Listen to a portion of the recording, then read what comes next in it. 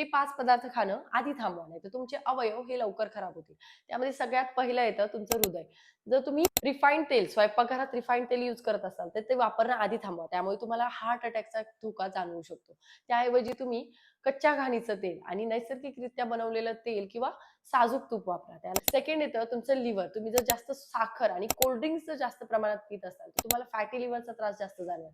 त्यामुळे त्याऐवजी तुम्ही काय करा, की नारळ पाणी किंवा साधं ताक हे पिऊ शकता. तिसरं येतं ते म्हणजे तुमची किडनी.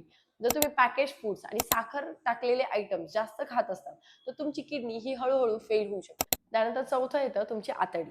जर तुम्ही मैदा, बिस्किट्स, बेकरी आयटम्स जास्त खात असाल, तर ते आतमध्ये जाऊन तुमच्या आतड्यांना चिटकून बसतात आणि पचन तुमचं खराब करतात. त्यानंतर पाचवं येतं तुमचा मेंदू.